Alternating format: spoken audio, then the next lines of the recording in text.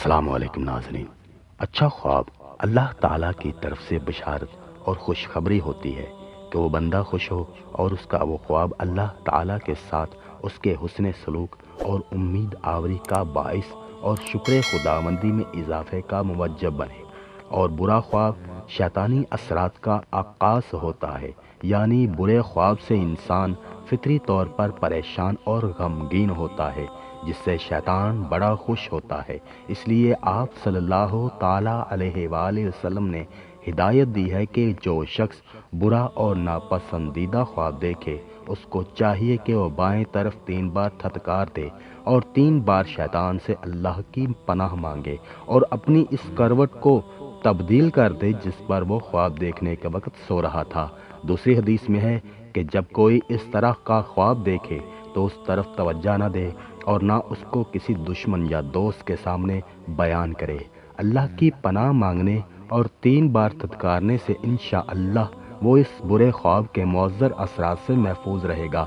ایسا خواب کسی دشمن یا دوست کے سامنے بیان نہ کرنے کی حکمت یہ ہے کہ سننے والا خواب کی ظاہری حالت کے پیش نظر جب خراب تعبیر دے گا تو اس کی وجہ سے فاسد و وہم میں مبتلا ہوگا۔ دل و دماغ میں مختلف قسم کے اندیشے، وسوسے اور مختلف اوہام خیالات پیدا ہوں گے جن سے وہ شخص پریشان ہوگا اور خواہ مخواہ اس کا سکون چین متاثر ہوگا۔ اسی کے ساتھ یہ بھی ممکن ہے کہ سننے والے شخص نے بھی جس خراب تعبیر کی نشاندہی کی ہے وہ واقعہ ہو جائے گی، اس لیے کہ خواب کے وقوع پذیر ہونے میں خواب کو ایک خاص تاثیر کے حاصل ہے کہ خواب سننے والا جو تعبیر دیتا ہے اللہ تعالیٰ کے حکم سے ویسا ہی وقوع پذیر ہو جاتا ہے۔ چنانچہ ابو ذرین عقیلی رحمۃ اللہ تعالیٰ کہتے ہیں کہ رسول اللہ صلی اللہ تعالیٰ علیہ وآلہ وسلم نے ارشاد فرمایا، جو خواب کو جب تک بیان نہ کیا جائے وہ پرندے کے پاؤں پر ہوتا ہے اور جب اس کو کسی کے سامنے بیان کر دیا جاتا ہے تو وہ واقعہ ہو جاتا ہے۔ علی رجل طائر یعنی پرندے کے پاؤں پر ہونا دراصل عربی کا ایک محاورہ ہے جو اہل عرب کسی ایسے معاملے اور کسی ایسی چیز کے بارے میں استعمال کرتے ہیں جن کو قرار و ثبات نہ ہو۔ مطلب یہ ہو کہ جس طرح پرندہ عام طور پر کسی ایک جگہ ٹھہرا نہیں رہتا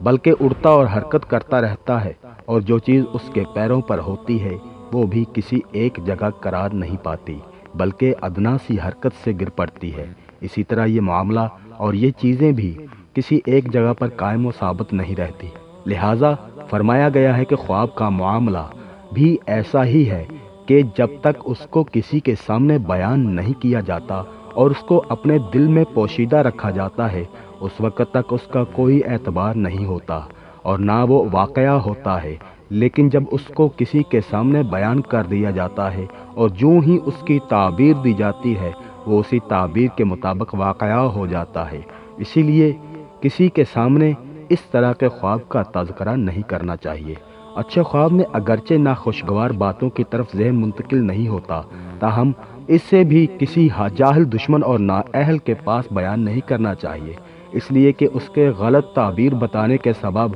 خواب کا رخ بدل سکتا ہے۔ البتہ اہل علم تعبیر خواب کے ماہر اور دانا دوستوں سے بتانے میں کوئی حرج نہیں ہے۔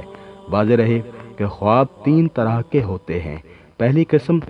نفس کا خیال ہے، یعنی انسان دن بھر جن امور میں مشغول رہتا ہے اور اس کے دل و دماغ پر جو باتیں چھائی رہتی ہیں وہی رات میں بصورت خواب مشکل ہو کر نظر آتی ہیں۔ مثلا ایک شخص اپنے پیشہ ور روزگار میں مصروف رہتا ہے اور اس کا ذہن خیال انہی باتوں کی فکر اور ادھیڑ بن میں لگا رہتا ہے جو اس کے پیشہ ور روزگار سے متعلق ہو، تو خواب میں اس کو وہی چیزیں نظر آتی ہیں۔ یا ایک شخص اپنے محبوب کے خیال میں مگن رہتا ہے اور اس کے ذہن پر ہر وقت اسی محبوب کا سایہ رہتا ہے تو اس کے خواب کی دنیا پر بھی وہی محبوب چھایا رہتا ہے۔ غرض کے عالم بیداری میں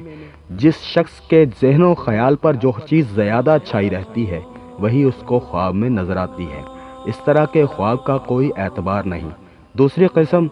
ڈراونا خواب ہے، یہ خواب اصل میں شیطانی اثرات کا پر تو ہوتا ہے۔ شیطان چونکہ ازل سے بنی آدم کا دشمن ہے، اور وہ جس طرح عالم بیداری میں انسان کو گمراہ کرنے اور پریشان کرنے کی کوشش کرتا ہے، اسی طرح نیند کی حالت میں بھی وہ انسان کو چین نہیں لینے دیتا۔ چنانچہ وہ انسان کو خواب میں پریشان کرنے اور ڈرانے کے لیے طرح طرح کے حربے استعمال کرتا ہے۔ کبھی تو وہ کسی ڈراؤنی شکل و صورت میں نظر آتا ہے جس سے خواب دیکھنے والا انتہائی خوف زدہ ہو جاتا ہے، کبھی اس طرح کے خواب دکھلاتا ہے جس میں سونے والے کو اپنی زندگی جاتی نظر آتی ہے، جیسے وہ دیکھتا ہے کہ میرا سر قلم ہو گیا وغیرہ وغیرہ۔ اسی طرح خواب میں احتلام کا ہونا کہ جو موجب غسل ہوتا ہے اور بسا اوقات اس کی وجہ سے نماز فوت یا قضا ہو جاتی ہے، اسی شیطانی اثرات کا کرشمہ ہوتا ہے۔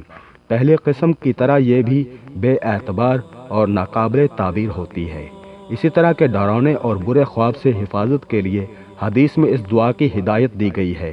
میں پناہ مانگتا ہوں اللہ کے کلمات تامات کے ذریعے جو خود اس کے غضب اور عذاب سے اور اس کے بندوں کے شر سے اور شیطانی وسواس و اثرات سے اور اس بات سے کہ شیاطین میرے پاس آئے اور مجھے ستائیں۔ خواب کی تیسری قسم وہ ہے جس کو من جانب اللہ بشارت کہا جاتا ہے کہ حق تعالیٰ اپنے بندوں میں سے جس کو چاہتا ہے اس کے خواب میں بشارت دیتا ہے اور اس کے قلب کے آئینے میں بطور ارشارات، علامات اور چیزوں کے مشکل کر کے دکھاتا ہے جو آئندہ وقوع پذیر ہونے والی ہوتی ہیں یا جن کا تعلق مومن کی روحانی اور قلبی بالیدگی اور طمانینت سے ہوتا ہے۔ وہ بندہ خوش ہو اور طلب حق میں تر و تازگی محسوس کرے، نیز حق تعالیٰ سے حسن اعتقاد اور امید آوری رکھے۔ خواب کی یہی وہ قسم ہے جو لائق اعتبار اور قابل تعبیر ہے اور جس کی فضیلت و تعریف حدیث میں بیان کی گئی ہے۔ اللہ تعالی ہمیں ہر لمحہ اپنی پناہ میں رکھے اور ہمیں دین پر عمل پیرا رہنے کی توفیق عطا فرمائے۔